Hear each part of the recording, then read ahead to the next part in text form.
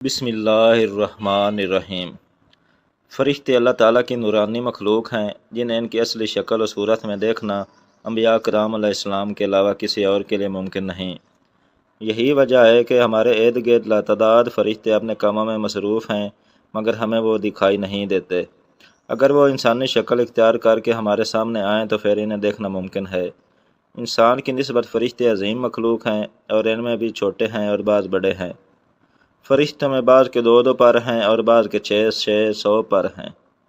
قرآن کریم میں ارشاد پاک ہے کہ اللہ تعالیٰ ہی کے لیے تمام تعریفیں ہیں، اور جو آسمان اور زمین کا پیدا کرنے والا ہے اور 2 3 4 پروں والے فرشتوں کا اپنا قاصد بنانے والا ہے۔ بعض روایات کے مطابق جبرائیل علیہ السلام کے 600 پر دیکھے گئے ہیں، اور ہر پر نے آسمان کو گھیر رکھا ہے۔ ان کے پروں سے مختلف رنگ اور قیمتی موتی بکھر رہے تھے۔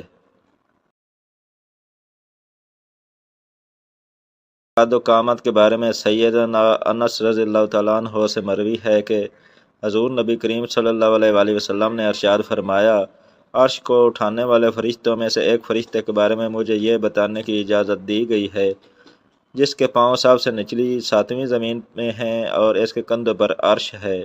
اس کے دونوں کانوں اور کندھوں کے درمیان اتنی دوری ہے کہ اسے طے کرنے کے لیے پرندے کو 700 سال کی پرواز چاہیے۔ وہ فرشتہ کہتا ہے، یا اللہ تو پاک ہے جہاں بھی ہے اور جہاں بھی ہو۔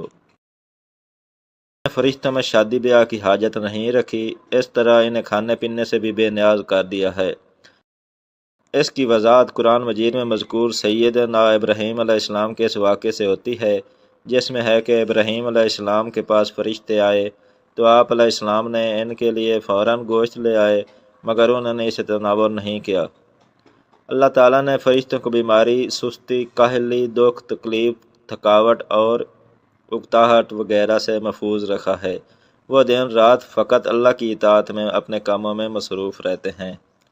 قرآن مجید میں بیان ہوا کہ آسمانوں اور زمین میں جو کچھ ہے اسی اللہ تعالیٰ کا ہے، اور جتنے اس کے پاس فرشتے ہیں وہ اس کی عبادت سے نہ سرکشی کرتے ہیں اور نہ تھکتے ہیں۔ وہ دن رات اللہ کی تسبیح بیان کرتے ہیں اور ذرا سی بھی سستی نہیں کرتے۔ فرشتے تقریباً عام طور پر آسمانوں میں رہتے ہیں، جو صرف اللہ کے حکم سے مختلف کاموں کے لیے زمین پر اترتے ہیں اور پھر واپس آسمان پر چلے جاتے ہیں۔ قرآن مجید میں ایک اور مقام پر خود فرشتوں کی یہ بات مذکور ہے، ہم تیرے رب کے حکم کے بغیر نہیں اترتے۔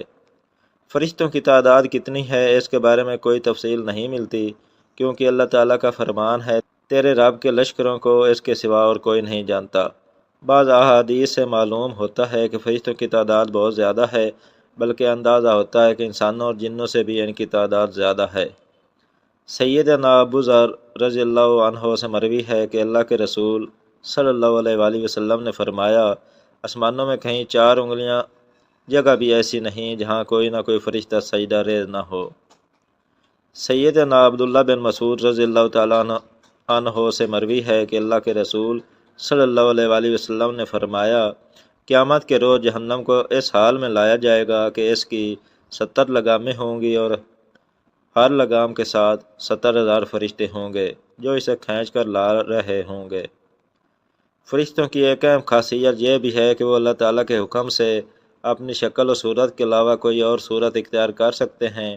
یہ صورت کسی انسانوں کے علاوہ کسی اور جاندار کی صورت اختیار کرنے کی فرشتوں کو طاقت ہے یا نہیں، اس کے بارے میں قرآن و سنت میں کوئی صراحت یا ذکر نہیں ملتا۔ البتہ ان کی انسانی شکل اختیار کرنے کے واقعات ضرور ملتے ہیں، جن سے یہ اندازہ ہوتا ہے کہ فرشتے اللہ تعالیٰ کے حکم سے دیگر شکلیں بھی اختیار کر سکتے ہیں۔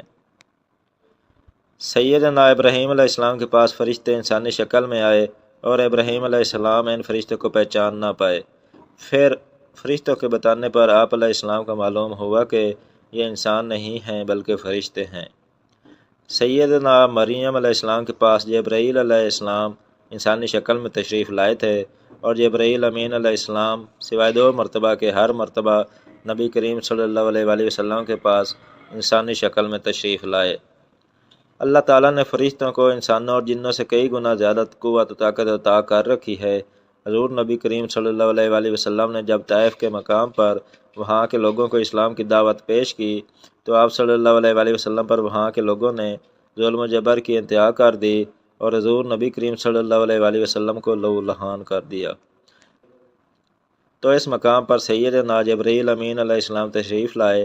انہوں نے آواز دی اور کہا کہ اللہ تعالیٰ حضور نبی کریم صلی اللہ علیہ وآلہ وسلم کے بارے میں آپ کی قوم کی باتیں سن چکا ہے، جو انہوں نے آپ کے خلاف اقدام کیا، وہ بھی دیکھ چکا ہے آپ کے پاس اللہ تعالیٰ نے پہاڑوں کا فرشتہ بھیجا ہے، آپ ان لوگوں کے بارے میں جو چاہیں اس فرشتے کو حکم دیں۔